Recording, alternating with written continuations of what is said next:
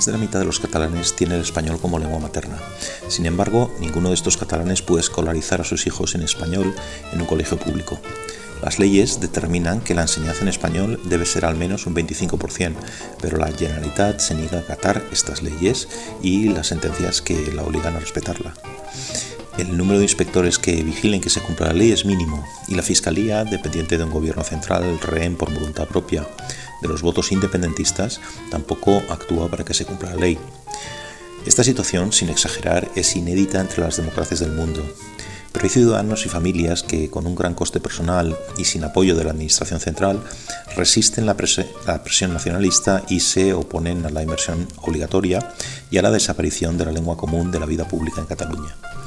Estas personas, a través de asociaciones como Escuela de Todos, organizaron ayer una manifestación multitudinaria para pedir que tanto español como catalán sean lenguas vehiculares en los colegios. Para hablar de todos estos temas me acompañan hoy Ana Losada e Iñaki Ellacuría. Ana es presidenta de la Asamblea por una Escuela Bilingüe y miembro de Impulso Ciudadano.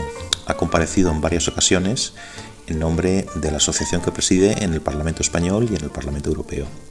Iñaki es columnista y cronista político en el diario El Mundo y anteriormente trabajó en La Vanguardia y en el diario ABC. En 2006 recibió el premio Rey de España de Periodismo y es coautor de varios ensayos políticos. Antes de dar paso a nuestra conversación, quiero agradeceros las respuestas al cuestionario sobre el programa que podéis encontrar en mi web pacobeltran.com. Estoy anotando todas vuestras sugerencias y comentarios y por favor seguir enviando estas respuestas. Solo recordaos que, porque uno de vosotros preguntaba por ello, que el programa se emite en dos versiones, en vídeo en YouTube y en audio en todas las apps de podcast. Y ahora sí, os dejo con Ana Losada e Iñaki Ellacuría. Justo estamos grabando el día después de la manifestación en favor de una escuela bilingüe en Cataluña, en favor de que el español sea también lengua vehicular en Cataluña. Y solo quería recordar que la manifestación estaba convocada por la Asociación Escuela de Todos, que a su vez reúne a asociaciones como Asamblea por una Escuela Bilingüe, la que tú presides, Ana. Sí. También está Sociedad Civil Catalana, Impulso Ciudadano, Sacabat y otras, ¿no? Así muy en general, y ahora entraremos en detalles, ¿qué esperas que ocurra tras la manifestación de ayer? Bueno, yo creo que lo principal es que los ciudadanos salgan. Es importante porque animan a otros ciudadanos a salir a la calle, a reclamar sus derechos, mantener el tema en los medios de comunicación y en activo políticamente, porque eso nos da más oportunidades de que genere presión para quienes tienen que tomar decisiones. Y luego también dar la batalla al relato nacionalista, ¿no? De que todo el mundo está a favor de la inmersión, somos cuatro gatos, este relato continuo de siempre minusvalorar a quien disiente de su relato, que es el que dice que todo el mundo acepta la inmersión y que es el mejor sistema posible.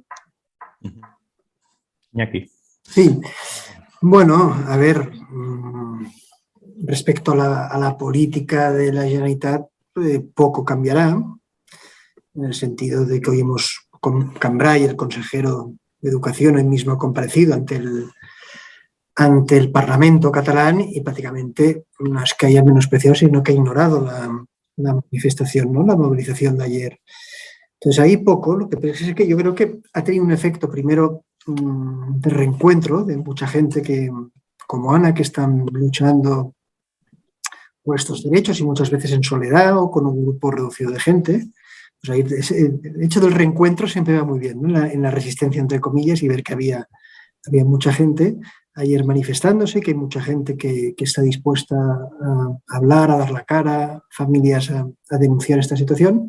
Y luego también va a poner un poco, puede cambiar algo en el PSC, en los socialistas. Hoy la portavoz del PSC de Educación le reprochaba al gobierno de la Generalitat que no esté cumpliendo esa ley que aprobaron deprisa y corriendo para sortear justamente la sentencia y que hablaba del español como un curricular. Obviamente era un engaño independentista que el PSC, los socialistas catalanes, se dejaron engañar.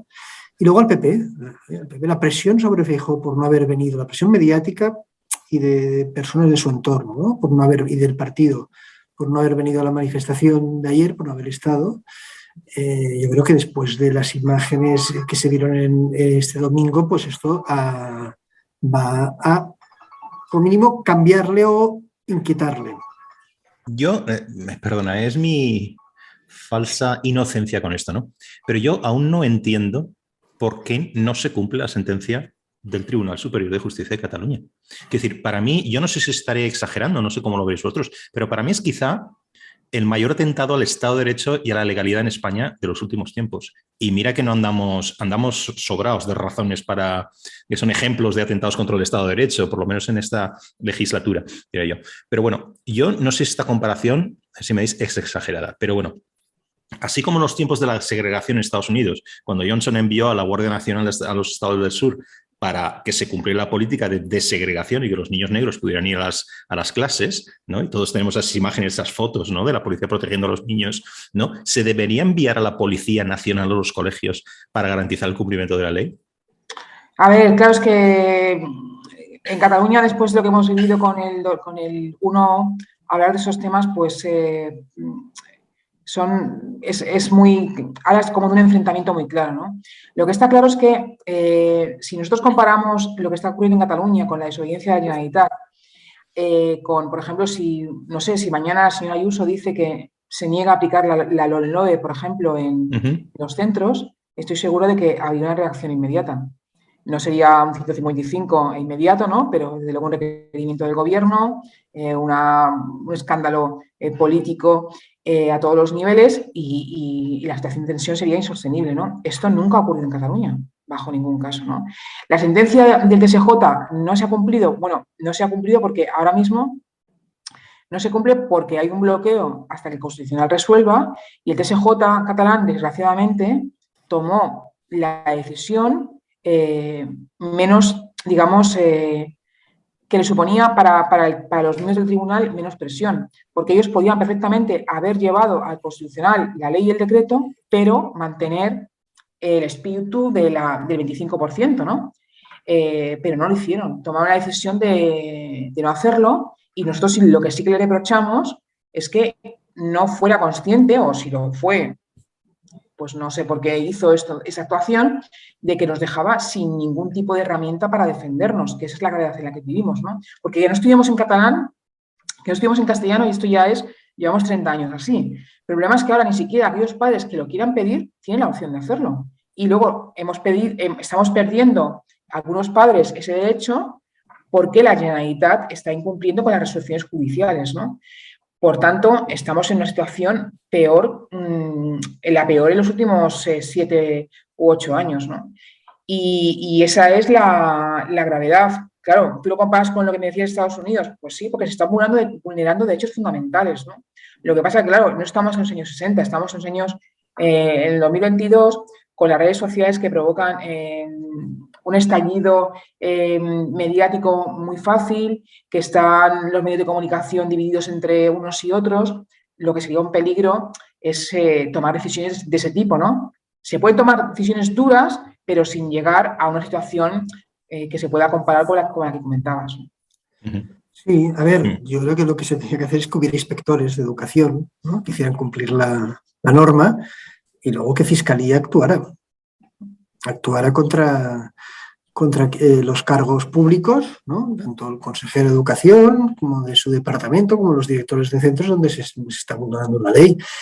Sentencias, básicamente, porque claro, ahora mismo los directores que de forma unilateral están quitando el 25% que algunas familias han ganado, muchas veces con el apoyo de la entidad que preside Ana en los tribunales, ahí el juez no ha dicho nada, o la jueza. Entonces, dice, de forma unilateral están vulnerando, están incumpliendo una sentencia, es una decisión política. Por lo tanto, ahí podría actuar perfectamente. ¿Y por qué no actúa? Esa es la cosa. Sabemos que es evidente que desde que el actual gobierno, sobre todo con su pacto con Esquerra Republicana, pues la actuación tanto de la Fiscalía como de la Abogacía del Estado en Cataluña pues no es igual respecto al independentismo. Incluso el discurso de los socialistas catalanes, el PSC era mucho más beligerante en el 2017 que ahora. Ahora no interesa según que vamos a poner la lupa o ser más exigentes. Pero también hemos de ser sinceros, la Generalitat lleva vulnerando sentencias del Supremo, del Tribunal Superior de Justicia de Cataluña, incluso del Constitucional desde hace décadas, sin que le pase absolutamente nada. Ahora se ha empeorado porque tiene este aval del Gobierno de España y se ha empeorado justo después del gran éxito que había sido el Supremo reconociera o avalara la posición del Tribunal Superior de Justicia de Cataluña sobre el 25%. La reacción del nacionalismo, del Gobierno de la Generalitat, ha sido pues, anular, suprimir ese 25%, pero eso solo es posible con la ayuda de los socialistas, con la ley Ahora vamos a eso. de urgencia que se pone en el Parlamento y con la mirada hacia otra parte del Gobierno de España. ¿No os parece paradójico que, no, es que os estoy escuchando ahora, la queja perpetua, una de tantas, del nacionalismo es que se, ¿cómo lo llaman? Se judicializa el conflicto, se judicializa, ¿no? Se lleva al ámbito, se saca de la política y se lleva a lo judicial, ¿no? Pero ¿no sería más bien al revés? Quiero decir, ¿no hay una politización del ámbito donde se ejercen las leyes? ¿No? ¿No es así? Sí, también, pero quien judicializa es quien se salta la ley, no quien reacciona ante el infractor. Además, sí, además de esto, ¿no? Pero quiero decir, que precisamente no se aplica la ley y no interviene la fiscalía y no interviene quien tiene que intervenir, precisamente porque hay una, digamos, hay esta otra capa por encima que es puramente política que impide que actúe quien debería actuar, ¿no? Y además de oficio, ¿no? Es lo que me parece. Pero bueno, Iñaki, hoy escribías en tu columna, te cito literalmente, la indiferencia de una mayoría de damnificados, cuando estás hablando un poco de los números, de la gente que había asistido a la manifestación, etcétera, la indiferencia de una mayoría de damnificados por la Generalitat es el verdadero éxito del nacionalismo, ¿no? Que es una frase que muchas veces te lo digo esto, ¿no? Cuando escribes que es verdaderamente penosa en el sentido que da pena, ¿no? Por lo que implica lo que estás diciendo, ¿no? Entonces, yo os quería plantear qué papel juegan en todo esto, ¿vale?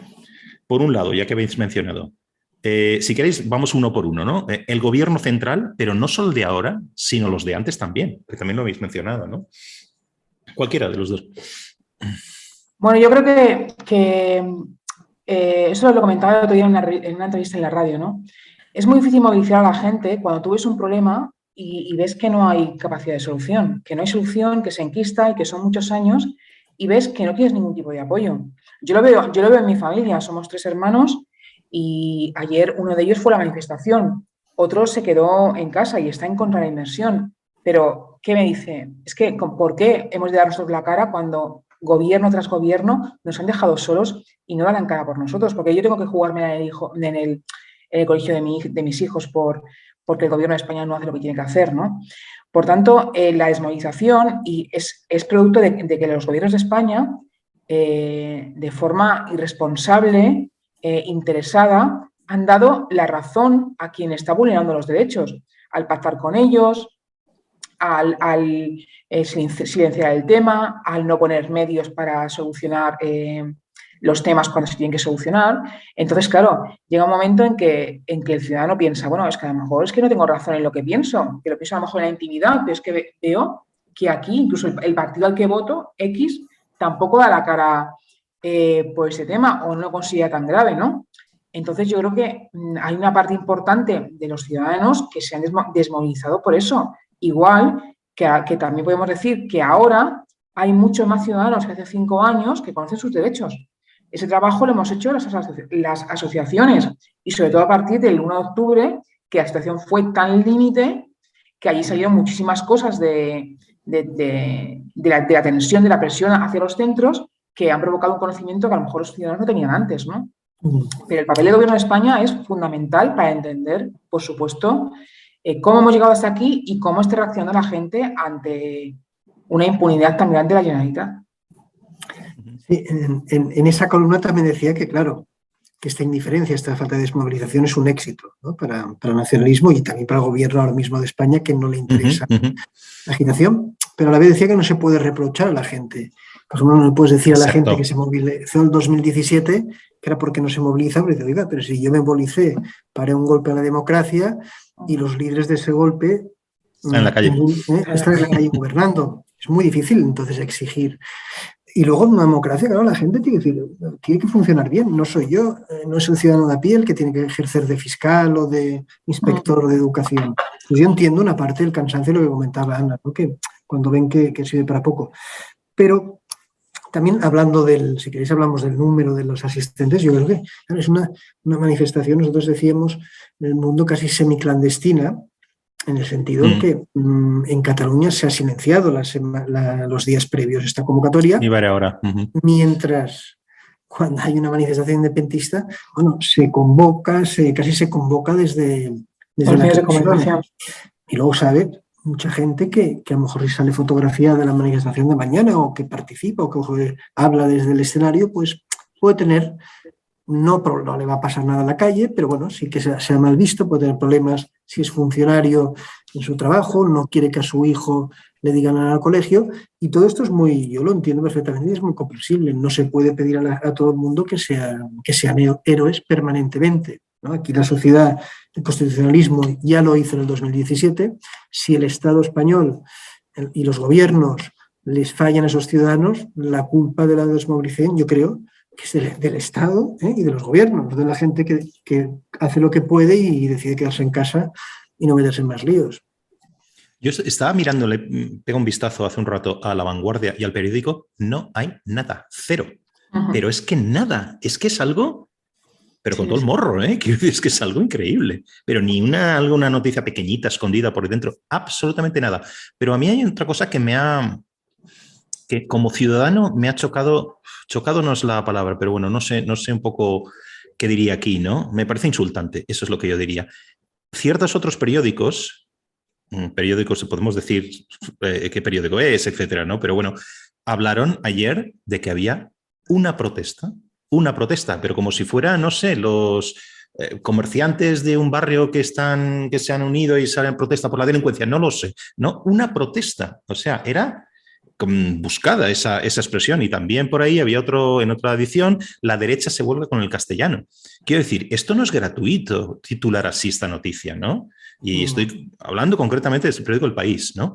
Entonces, ¿qué parte de qué papel juegan aquí los medios de comunicación con esta agenda? A ver, no somos inocentes, todo el mundo tiene su agenda política, y en la pura descripción de tener una agenda política pues no es nada malo ni bueno, ¿no? Digamos, cada periódico va por el lado que va, ¿no? Pero es que esto es, yo diría, casi una mala fe, ¿no? ¿Cómo lo veis vosotros? Yo creo que es desesperante, porque si tú comparas, por ejemplo, hubo una manifestación de Somescola, no me quiero confundir, creo que fue en el mes de diciembre, en protesta contra la sentencia que se tenía que aplicar, ¿no? Y seguro que buscamos en las páginas del Mundo, en las páginas de ABC, en las páginas de La Razón, y tú vas a encontrar esa información. Entonces, cuando uno oculta esa información, totalmente es porque tiene una razón para ocultarla, ¿no? Y eso es evidente. En el caso de La Vanguardia y del periódico, ellos normalmente las noticias que publican de nosotros, si las publican es porque vienen de agencias.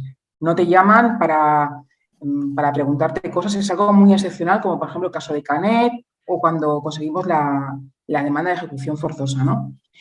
Es evidente que los medios de comunicación que siguen determinada línea editorial están por la labor de hacerle un favor al Gobierno de España y al PSC. Y entonces minimizarnos, etiquetarnos como que somos de derechas para buscar nuestro repudio, ¿no? Y, por ejemplo, pues si pueden sacar partido de que estuviera Vox el señor Abascal, pues ya automáticamente darnos por amigos de Vox y ya decir, bueno, ¿cómo voy a apoyar algo que también apoya a Vox, ¿no? Porque esto es así, ¿no? Estamos en este plan en Cataluña, ¿no?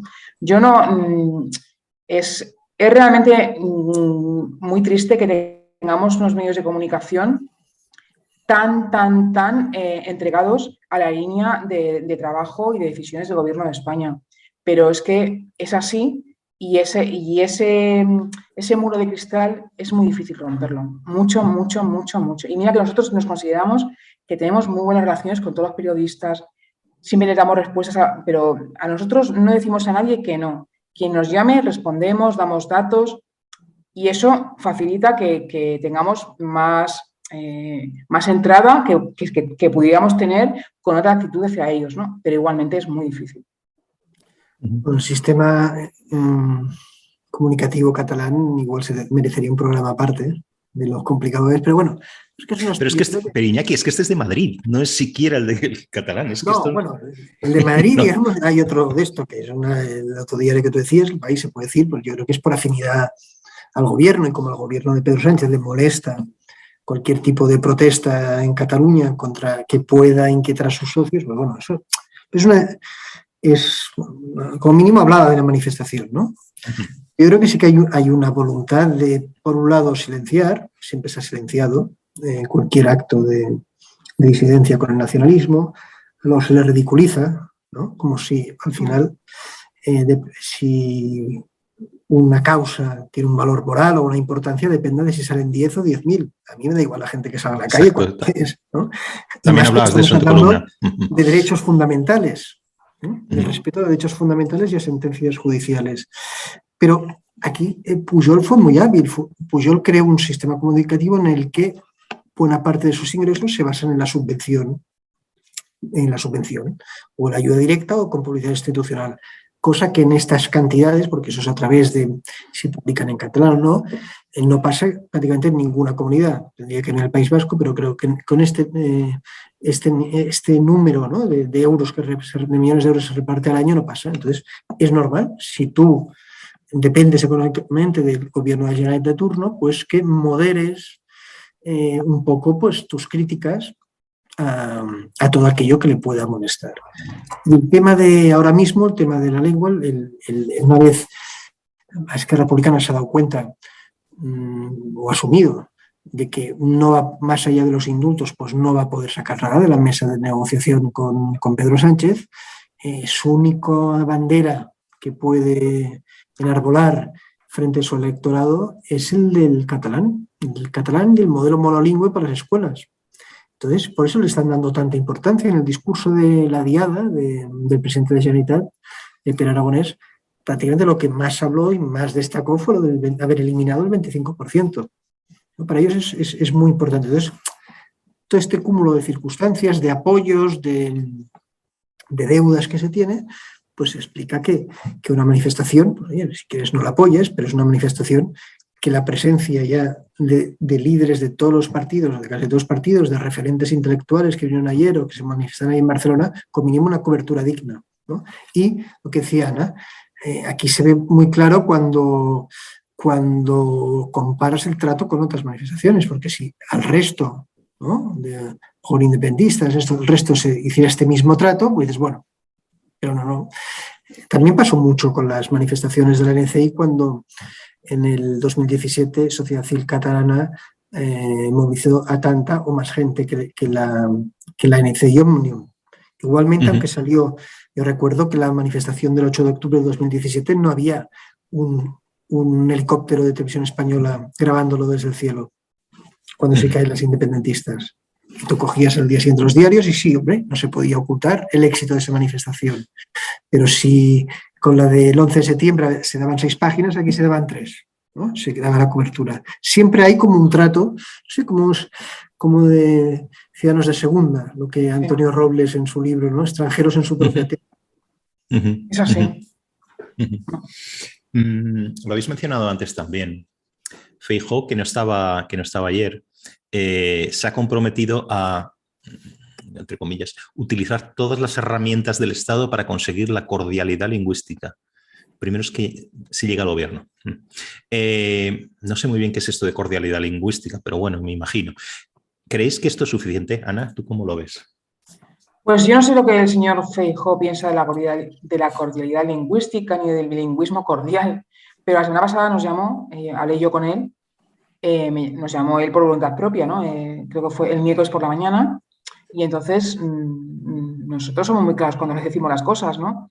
Yo personalmente hablé con él y le dije que el bilingüismo cordial para nosotros significaba pues los mismos derechos, una proporción equivalente, y si esa proporción no era equivalente es porque había una razón de peso para que no fuera equivalente, pero en ningún caso la situación en la que tenemos, ¿no? Y él me dijo literalmente que él pensaba que no nos teníamos que conformar con el 25%, es decir, que lo consideraba un porcentaje mínimo y que no nos podíamos agarrar a ello, ¿no? Estuvimos hablando de ese tema. A mí, en su conversación, pues no me dio a pensar que ese bilingüismo cordial significa no poner las herramientas suficientes para que realmente haya un equilibrio de las lenguas, ¿no? Pero claro, las palabras tan suaves, digamos, ¿no? Tan cordiales en una situación de extrema gravedad, creo que de eso a pedir 155 puede haber un punto medio, ¿no? Que pueda clarificar ante los ciudadanos qué es y cómo va a actuar el gobierno de un posible cosa gobernado por el PP, ¿no? Y en Madrid nosotros nos reunimos con el Partido Popular el 28 de julio, el día que hicimos pública la convocatoria de la manifestación, y nosotros fuimos muy claros, o sea, los mensajes tienen que ser claros y evidentes. Es estudiar en catalán y en castellano, no estudiar catalán y castellano, sino y poner las herramientas para que fuera posible, ¿no? Y nosotros vamos a ser igual de duros con el gobierno que venga, sea con otro aliado o quien sea, porque el objetivo es el mismo, es conseguir el fin de la escuela monolingüe catalán, gobierne quien gobierne. Sí, yo lo más cordial es la propuesta que hace la EB, ¿no?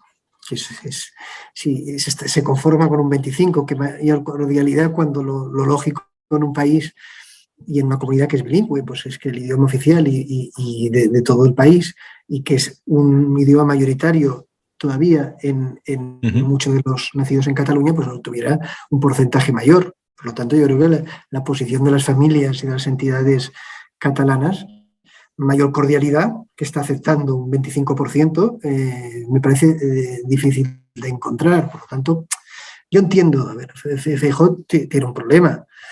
Él sabe que todo presidente de España tiene que tener un apoyo de los sectores económicos y mediáticos de Cataluña. Todos lo han buscado, todos los gobiernos. Y como ahora el tema de la lengua se ha convertido en una línea roja, en un elemento central de las demandas del nacionalismo catalán, pues él intenta, ¿no?, defender las dos posiciones. Lo que pasa es que es difícil, que hay un riesgo. Si Feijóo renuncia a defender estos derechos fundamentales, otros partidos lo harán. Otros partidos lo harán. Él si lo coge esta bandera, bueno, pues él puede pilotar esa cordialidad, ¿no? Esa idea de no enfrentamiento, sino de la defensa de los derechos sin el enfrentamiento. Si el PP abandona eso, va a dejar ese espacio a otros partidos que a lo mejor lo hacen de una forma o no. A lo mejor de una forma que a Feijóo le moleste más y que pueda crear una confrontación más directa.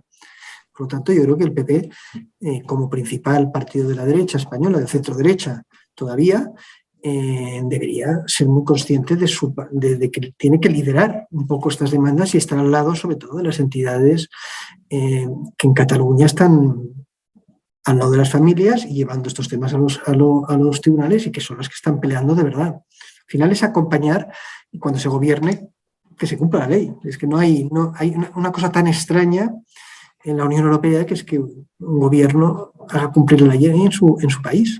No se pide nada más. Pero, ¿y no sería compatible? Vamos a ver, os pregunto, igual, ¿no? ¿Es compatible no buscar per se una confrontación, no sé cómo llamarlo, no sé si esto es cordialidad o no, con una deslegitimación, a su vez, de todo lo que subyace a esto, del nacionalismo? Quiero decir, es que en esa parte, en esa deslegitimación argumental, si quieres, o de ideas, ahí no caben componendas, ahí no cabe cordialidad ninguna, o es una cosa u otra, ¿no? Me refiero a esta batalla más ideológica, si quieres, o no sé muy bien cómo llamar, de argumentos, de ideas frente al nacionalismo, ¿no? O sea, ¿cómo se consagra cómo se hace una cosa y otra? Es decir, buscando ser cordial, eres luego tibio en el enfrentamiento frente al nacionalismo. ¿Cómo se conjuga? ¿No? Pero cuando te están, digamos, siendo beligerantes, ¿no? Que tienes enfrentes beligerantes, es muy difícil ser cordial, ¿no? El momento en que hoy mismo la Generalitat desprecia a las miles de personas que salieron ayer, pedir cordialidad, ¿no? Cuando desprecia a las familias que han ganado o que reclaman judicialmente sus derechos, pues la cordialidad es difícil. Tampoco en democracia hay que ser cordial. Lo que se tiene que hacer es respetar los derechos de las personas. Y, claro. Bueno, la cordialidad tiene que ser cuando desde la Generalitat, por ejemplo, haya lealtad institucional. En el momento en que el gobierno de la Generalitat vulnera y no hay ningún tipo de lealtad institucional, yo no entiendo esa cordialidad, a no ser lo que dice Feijóo yo también lo veo más como social, no crear un enfrentamiento, que yo que sí que creo que socialmente en la sociedad catalana, incluso entre catalanoparlantes, incluso yo creo que entre nacionalistas, entienden mucho mejor que el modelo de ser bilingüe, ¿no? Mucho más que los líderes políticos, los líderes de opinión o las entidades que van a hacer un modelo monolingüe que es contraproducente para muchas familias catalanoparlantes cuyos hijos pues, van a tener un problema de aprendizaje del español, con lo que eso comporta para en el futuro trabajar. Hablando en ese punto de la cordialidad social, la cordialidad de evitar un enfrentamiento en las escuelas, yo sí que entiendo la parte de Rajoy. Pero, como dices tú, no puede haber una cordialidad en la batalla cultural y no puede haber una cordialidad en el diálogo político, la batalla política, hasta que la Generalitat no sea como mínimo leal institucionalmente y respete a los ciudadanos de Cataluña que no piensan como ellos. Pero sobre todo no es que la buena fe recae sobre este lado siempre. Es que ya vamos a dejarnos vamos a hablar claramente, ¿no? Vi otra columna también de Leire Iglesias en El Mundo que era genial hablando de esto, ¿no? Hablaba incluso de los catalanes buenos. Vamos a dejarnos de componendas. Quiero decir, es que la buena fe cae de un lado, no del otro. Entonces, ¿por qué no actuar así, no? No sé. Es que nosotros sí tenemos que probar que nosotros no queremos quitarle los derechos a alguien, ¿no? Este mensaje creo que Escuela de Todos ha logrado meterlo digamos, en los medios de comunicación y socialmente lo hemos metido, aunque hay que trabajarlo mucho más, ¿no? Es decir, nosotros no queremos nuestros derechos a costa de los de nadie, ¿no? Y si nos fijamos en las redes sociales, que hemos sufrido ataques muy duros durante todo el mes de agosto y esta primera quincena de septiembre, y en la EBE, que siempre se meten con nosotros, nos dicen que nosotros no queremos el bilingüismo, que nosotros lo que queremos es el monolingüismo en castellano. ¿Por qué? Porque ellos necesitan un enemigo. Necesitan que el espejo suyo sea alguien que sea como ellos, pero del otro lado para justificarse, ¿no? Y claro, nosotros no lo somos ni como AEB, ni lo somos como Escuela de Todos, ¿no? Y como yo siempre digo ya desde hace una semana, o sea, no hay ninguna asociación en España que quiera que los niños catalanes no estudien en catalán. No hay ninguna. Ninguna. Por tanto, no hay un espejo para mirarse a ellos. Pero claro, ese mensaje lo lanzamos nosotros de las asociaciones. También vemos que nuestro mensaje se suma a los que ya tienen algunos partidos determinantes, ¿no? Pero igualmente, por ejemplo, hoy leía así en diagonal una entrevista a García Page sobre el tema del Partido Socialista y, bueno, él decía un poco que el PSOE tenía que cambiar un poco porque podía pegarse un batacazo, ¿no? Y cuando hablaba del tema de la lengua, ¿qué volvía a hacer él? Pues la misma táctica del PSC. Él decía, sí, dice, lo que pasa, es verdad que el 25% está mal gestionado, pero también es verdad que la agresividad al defender el castellano tampoco es buena. Pero, ¿qué agresividad? Es que yo lo tengo delante y me dice eso y digo, pero usted, ¿qué clase de mentira está contando? Deliberada. Porque eso es lo mismo que dice el PSC aquí, que te pone los nervios. Es decir, cuando ha habido cualquier problema de enfrentamiento físico, de enfrentamientos, ¿no? de disturbios, que siempre son provocados por ellos, ¿qué te dice el Salvador Illa González o alguien del PSC? Es que estamos en contra de la violencia tanto de unos como de otros. Perdona, la violencia no es tanto de unos como de otros. La violencia es de unos. Los ataques y el intento de que haya una parte de ciudadanos que no tenga derechos es solamente de unos. Pero ese malicioso y tendenciosa forma de etiquetarnos es algo que la izquierda está trabajando. ¿Para qué? Porque ese juego le permite a ellos mantenerse en esa equidistancia que le permite mantener su objetivo, que es recaudar votos en el mundo nacionalista y recaudar votos en el mundo no nacionalista, que puede votar al PSC, ¿no? Pero es un discurso que a nosotros nos hace mucho daño, porque cuando a ti el PSC te etiqueta como alguien agresivo, ¿no? Con esa superioridad moral, pues eso llega a la gente y ya de entrada tú puedes tener puestas todas las alarmas a quien te está escuchando. Por ejemplo, en este sentido, comentaba Ana, un tuit de Joan Rangel, ¿no? Que había sido delegado del Gobierno de España en Cataluña por el PSC, que criticaba, decía que el acto de este domingo era de nacionalismo español.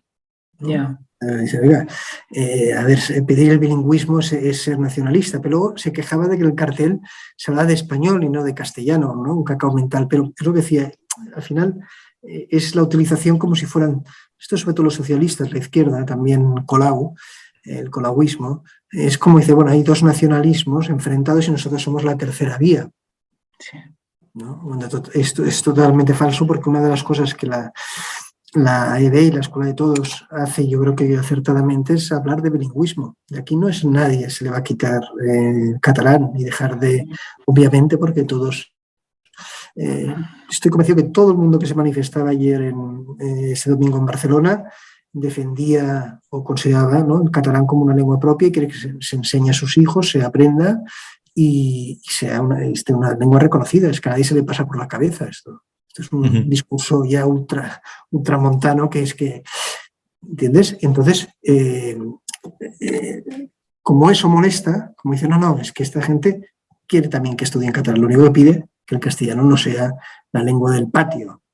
La lengua del patio, pues se intenta ridiculizar como dos nacionalismos enfrentados, y ahí creo que la izquierda catalana y también el PSOE, lamentablemente el PSOE, que vuelve a caer, como pasó en una etapa con Zapatero, vuelve a caer en este discurso, pues están fomentando y están haciendo mucho daño. Pero bueno, también se puede defender, es legítimamente defenderlo, no queremos la inmersión, pero como mínimo no con mentiras, no que digas que defender el bilingüismo es un acto de nacionalismo español. ¿Vosotros conocéis algún caso de fuera de España que sea comparable a lo que pasa en Cataluña? Yo lo digo porque esto, creo que alguna vez lo hemos hablado, Iñaki, yo, Ana no sé si lo sabe, pero bueno, yo he pasado mucho tiempo en Canadá viviendo, hasta hace relativamente poco, entonces yo siempre estaba muy encima de lo que pasaba en Quebec, ¿no? No sé en otros casos, pero el de Quebec sí me lo sé. Quebec, que durante un tiempo que fue en lo álgido, en los años 90 del siglo pasado, del nacionalismo, nunca tuvo un sistema de inmersión como el de Cataluña. Es decir, allí está garantizado por la Constitución y por las leyes de Quebec, que si tú vienes de otra parte de Canadá o vienes de otra parte o de fuera de Canadá y tienes un idioma que no es el francés, tú tienes el derecho a escolarizar a tus hijos en esa lengua. Y estamos hablando de un partido que era muy radical, ahora menos, ¿no?, pero que son los nacionalistas de Quebec. Yo creo que esto no se puede ni comparar a lo de Cataluña, ¿no? Digo por poner un poco de contexto. No sé si sabéis de algún otro caso que se pueda comparar, porque creo que tenemos el récord en este sentido del mundo. No hay ningún caso comparable, muchísimo menos en Europa, en la Europa democrática, ¿no? Creo que es una anomalía democrática no solamente de España, es una anomalía democrática que Europa, la Unión Europea, permita una situación como esta, ¿no? Y el caso del Quebec, por ejemplo, es un caso que los nacionalistas han dejado ya de utilizarlo menos, porque en el mundo global en el que estamos es mucho más difícil pillarle las mentiras, ¿no? Pero durante los 80, yo siempre digo que eso es un mantra ochentero, ¿no? En los 80 decían que, bueno, que es que en Quebec también había inmersión obligatoria, ¿no? Y dices, pero es que no, es que No es verdad. esto nunca ha sido así, ¿no? Y es que es un caso único, lo que demuestra que es un caso realmente, pues, muy aberrante. Es un caso de una anomalía democrática increíble en un país occidental, en un país que está dentro de la Unión Europea, y que nadie esté, digamos, no sé, tú ves, por ejemplo, que si Polonia, pues el gobierno de Polonia presiona a la justicia, pues esto, la Unión Europea sale y Grita el del cielo. Comisario de Justicia dice algo, ¿no? O lo de Hungría, ¿no? Pero es que tú ves que aquí esto, pues, no sé, ¿qué nos ha costado a nosotros mantener abierta la petición en la Comisión de Peticiones? Nos ha costado, vamos, y ahí sigue, ¿no? Y a lo mejor ahora puede ser que el mes que viene tengamos una buena noticia y se apruebe esa misión ante los parlamentarios, ¿no? Que eso, si es así, sería la bomba, ¿no? Pero que es que cuesta muchísimo, porque hay muchas redes del nacionalismo catalán trabajando en el exterior, en las instituciones europeas y mundiales en general, a favor del discurso del victimismo, de vender totalmente al revés lo que ocurre en Cataluña, y nosotros luchamos contra eso con nuestros pocos informes y nuestra voz, pero el gobierno de España tampoco hace ningún relato en contra. De hecho, Ana, yo te iba a preguntar, porque tú has comparecido en el Parlamento, en el Parlamento Europeo, etcétera. Sí. Allí se te habrán acercado representantes parlamentarios de otros países. ¿Qué percibes ahí? ¿Qué es lo que te dicen? ¿Lo miran con escepticismo? ¿Les da igual? ¿O les parece algo escandaloso? Es decir, por poner un poquito en contexto, ¿no? ¿O no se sabe qué es lo que está pasando? No, yo creo que no se sabe lo que está pasando. Nuestra queja en la Comisión de Peticiones creo que ha hecho una gran brecha, pero no porque nosotros hayamos hecho algo, o sea, si estuvimos ahí, pues tenemos trabajo, pero me refiero que esos parlamentarios que están dispuestos a escucharnos es porque antes los europarlamentarios españoles que están a favor en contra de la inmersión, han hecho un trabajo de acompañamiento, de sacar ese tema en las comisiones adecuadas, de hacer un seguimiento del tema, de no dejarlo dormir, que ha permitido que esas personas estén más receptivas a escuchar nuestro mensaje. Porque, claro, la primera vez que intervinimos, por ejemplo, teníamos en contra a todo el PSOE, menos al que había sido ministro de Justicia, que ahora no me acuerdo el nombre, y que ese sí que nos votó a favor nuestro. Mientras que ¿Aguilar era? ¿O? Sí, Aguilar. Los demás votaron en contra. Entonces, digamos, el trabajo ahí de Ciudadanos, que sinceramente tengo que decir que ha sido sobre todo de Ciudadanos y también del Partido Popular en los últimos años, con los Montserrat, pues ha permitido que fluya más esa información en los partidos europeos al que pertenece el Partido Popular Español y al que pertenece Ciudadanos, y eso crea un ambiente de que cuando te escuchan de forma más abierta, ya tienen una información previa, ¿no? Pero cuesta muchísimo porque es que ellos lo tienen absolutamente todo copado y ellos tienen un relato victimista que les ha funcionado muy bien. El ejemplo, por ejemplo, de cuando vino aquí Fernand Barens, que es comisario de Naciones Unidas para las minorías, es auténticamente vergonzoso. Es una persona de parte que vino aquí a hacer un informe, que se dignó a entrevistarse con nosotros. Yo creo que ahí hubo algo, en nuestra opinión, una información que el defensor del pueblo le tuvo que pasar para decir, oye, si te reúnes con los de Omnium y la ANC, tienes que reunirte con alguien más, ¿no? Y fuimos, pero era evidente que esa persona no era de nuestra cuerda, que venía con una información y así fue luego las cosas que dijo, ¿no? Es decir, es muy difícil rebatir ese relato porque está muy instalado en las personas que están en el entorno de las instituciones europeas y de otras instituciones cercanas o alrededor de Naciones Unidas. Y el Gobierno de España no ha invertido dinero en un relato de lo que realmente es España, de cómo cuidar las lenguas, de cuáles son las condiciones en que las lenguas oficiales se desarrollan en las comunidades bilingües. Ese trabajo nunca lo ha hecho. Y, por tanto, los demás tienen el campo totalmente abierto para sembrarlo con su relato. Iñaki, ¿tú crees que los anteriores, independientemente de lo que ibas a decir ahora, pero también esto, ¿tú crees que los anteriores, me estoy refiriendo a los gobiernos del PP, Rajoy, etcétera, sí lo han hecho, esto que está diciendo Ana? No. ¿Han invertido lo suficiente en esfuerzo, en pedagogía, A ver, aquí, por ejemplo, la etapa final del gobierno del PP, de Rajoy, ¿no? Cuando ya el proceso independentista iba desbocado, y también la etapa inicial del gobierno de Sánchez con Josep Borrell, sí que se creó una oficina, recordamos, una oficina un poco para contrarrestar esa propaganda. Y sobre todo con Borrell se hizo muy buen trabajo. Tenía un equipo muy, muy bueno, unos catalanes que sabían muy bien y consiguieron importantes victorias en Bruselas. Pero es que, claro, y esto me acuerdo con el equipo de Soraya, del vicepresidenta Soraya Sáenz de Santamaría, dice, claro, es que yo no puedo destinar 60 millones de euros de mi presupuesto a contrapropaganda nacionalista. Primero, eso cómo lo justifico, qué partida digo. Luego en el Congreso no me lo aprueban. En cambio, en Cataluña pues se hace la Generalitat, acción exterior. Entonces, los recursos que tienen son muy grandes. La penetración, sobre todo en el mundo académico y mediático, por ejemplo, anglosajón, en el Reino Unido, en Inglaterra y Escocia tienen mucho apoyo. En Canadá y en Estados Unidos, mucho. También. Ya muchos años invitando profesores, creando simposios, foros de debate, ¿no? Y cuidándolo cuando España prácticamente tiene el embajador de turno y el cuerpo consular que hace lo que puede cuando se entera de lo que pasa, ¿no? Y son algunos profesores españoles que están en estas universidades extranjeras que por su cuenta han intentado rebatir las mentiras.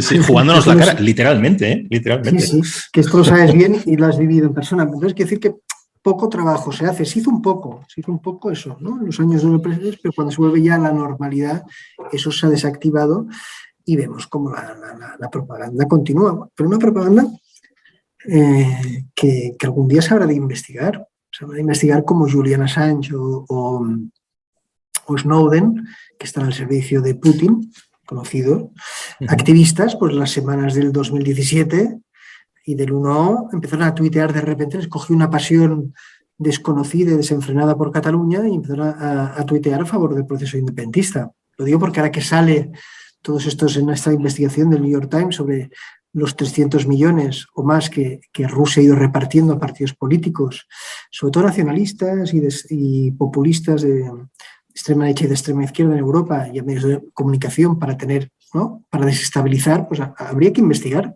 si parte de este dinero también ha ido a parar a ayudar al proceso independentista. Yo sospecho que sí. Sigue ocurriendo. Bueno, no sé exactamente con cuál es la vinculación, pero hace poco vimos lo del Citizen Lab, ¿no? De la Universidad de Toronto, que es mi antigua universidad, ¿no? Estos estaban justo debajo, el piso de abajo de mi despacho, o sea que no, yo no los conozco, ¿no? Pero quiero decir, es que sigue pasando y creo que ya hemos hablado de estas cosas, ¿no? Pero bueno, volviendo un poco el foco a España, ¿vosotros creéis que en el resto de España, esto es una cuestión que a mí me preocupa bastante, ¿creéis que se comprende la magnitud, la gravedad de lo que está pasando en general y en concreto con la educación en Cataluña? ¿Se comprende de verdad? ¿Qué crees? Yo creo que se comprende más que hace 5 años. El caso de Canet ha ayudado mucho porque estuvo en todas las portadas, en todos los medios de comunicación, te llamaba gente de La Sexta, de 4, que nunca te llaman para nada y necesitaban información, ¿no? Pero igualmente se desconoce la gravedad del problema, el tiempo que llevamos con esta situación y lo que sí, desgraciadamente, digamos que puede ayudar a que ese tema la gente sea más consciente es en aquellas otras comunidades bilingües donde estaba empezando a ocurrir lo mismo, o donde ya están muy avanzados, como por ejemplo Baleares, como por ejemplo la Comunidad Valenciana, Valencia. En Navarra, en el País Vasco. Esto, claro, está haciendo que la mancha de aceite se haya ya dispersado por otras comunidades autónomas y, por tanto, ya cada vez haya más personas que estén afectadas por ese tema, ¿no? Pero, claro, es que volvemos a lo mismo. Si nosotros tuviéramos, por ejemplo, recursos, Escuela de Todos y Taro de la EBE, si tuviéramos recursos, nosotros no tenemos ni una persona que esté trabajando por cuenta de la EBE. Somos todos padres y madres que dedicamos horas que no deberíamos dedicar a nuestra vida personal a hacer lo que hacemos, ¿no? Pero si no tuviéramos recursos y tuviéramos 2, 3 trabajadores, un presupuesto anual que nos permitiera organizarnos, pues seguramente tendríamos más capacidad de difusión de la que tenemos, ¿no? Pero es que estamos hablando de que estamos luchando sin herramientas para difundir un mensaje que el Gobierno de España siempre, de cualquier color, ha intentado ocultar. Por tanto, no es difícil que los medios de comunicación, que los ciudadanos solo se puedan enterar si son personas que leen habitualmente los periódicos, que se interesan por estos temas y cuando ocurre algo tan excepcional como el Canet, ¿no? Pues que lo puedan ver en los medios de comunicación. Si no, ese mensaje no llega. Yo creo que hay preocupación, la gente se fija en lo que decía Ana, están haciendo lo mismo en Baleares. Ana Urkullu dice que quiere ir al modelo catalán de inmersión, por lo tanto la preocupación es, pero también es verdad que después de tantos años de proceso independentista vivimos en un momento de que la gente ha desconectado un poco de lo que pasa en Cataluña, cosa que es grave porque yo creo que Cataluña se muestra o anticipa las estrategias del nacionalismo y en este caso del populismo de izquierdas, porque yo creo que los diferentes nacionalismos con la ayuda de Podemos y ahora mismo de Pedro Sánchez hay una idea detrás que parece que es restarle credibilidad o fuerza al español como la lengua común. Al final, cada vez, ¿no? Lo que decía este exdelegado del gobierno de la Generalitat, del gobierno en Cataluña, la idea de que hablar de español era nacionalista, sino castellano, ¿no? Es un debate pero sí que hay un intento de decir, bueno, pues en Galicia se habla el gallego, en el País Vasco es el vasco, el catalán, y que no hay una lengua común que vertebre y como mínimo es una guerra cultural. Yo creo que sí que es evidente una guerra cultural y en eso hay unas decisiones políticas. Unas decisiones políticas donde en Valencia, Baleares, Galicia y el País Vasco, en Navarra, pues están sufriendo lo que en Cataluña se lleva muchos años sufriendo. Están copiando un modelo totalmente anacrónico, como hablábamos antes, que es de la inmersión lingüística. Ya en la misma nombre lo dice. Tú no sumerges a nadie que ha nacido en un sitio, porque eso, ¿vale? Si vienen de fuera, yo puedo entender, hay una inmersión para que se empapen rápidamente de la lengua local y que puedan, pero a las personas, a los niños que han nacido, en este caso en Cataluña, no los has de sumergir en ningún modelo, porque ellos ya son catalanes, por lo tanto, y cuando están ya desde pequeñitos oyen hablar catalán y castellano. Entonces, es un modelo totalmente, yo creo, no sé, ahí me recuerda un poco, salvando las distancias, decías de ejemplos internacionales. Yo, por ejemplo, leyendo sobre Letonia, con las minorías rusas, ¿no? Que se les prohíbe totalmente aprender en ruso, o lo que ahora está pasando en las zonas ocupadas, las zonas del Donbass, ocupadas de Ucrania, de Rusia, donde se eliminaba la presencia del ucraniano en las escuelas. Lo primero que hacen es eliminar, ¿no? Como diciendo, esto es un idioma que es calle, pero no es el idioma oficial, que es lo que pasa en Cataluña. En el momento en que tú dices que el castellano se aprende solo, pues que se aprende y lo enmarcas, lo sitúas en el ámbito familiar, conviertes al catalán en el único idioma, y así lo percibe mucha gente, de excelencia, en el idioma de la academia, en el idioma de la administración pública, en el idioma de qué has de hablar si quieres triunfar y tener una buena carrera profesional en Cataluña, ¿no? Y aquí es muy sibilino, pero hay una discriminación incluso un poco racista, ¿no? Dice, no, usted si quiere triunfar en Cataluña, habla en catalán, que es el castellano, y habla con su familia, y cuando se vaya de copas o en el campo de fútbol insiste en castellano, pero cuando tiene que presentar un programa de televisión o tiene que si opta un Consejo de la Generalitat, tiene que ser catalano parlante 100%, y los que no lo son esconden muchas veces, como hacía Artur Mas, que había sido castellano parlante en su casa. Llegados a este punto, ¿qué hacemos? ¿Qué hacer? ¿Más manifestaciones? ¿Más denuncias en instituciones españolas y europeas? ¿Hay algo distinto que se puede hacer o algo además de estas cosas que se puede hacer? ¿Votar de forma diferente? O sea, ¿qué podemos hacer, no? Pues nosotros con los recursos que tenemos, pues podemos hacer lo que estamos haciendo. Insistir, pero realmente un cambio positivo sería, tiene que haber... Digamos que en este juego del cambio influyen muchos factores, ¿no? Claro que hay un cambio político en España, evidentemente, porque el Partido Socialista está jugando a hacer crecer un votante que le pueda votar a él. Y ese votante es alguien que supuestamente es de izquierdas y que es nacionalista y que defiende las lenguas cooficiales, ¿no?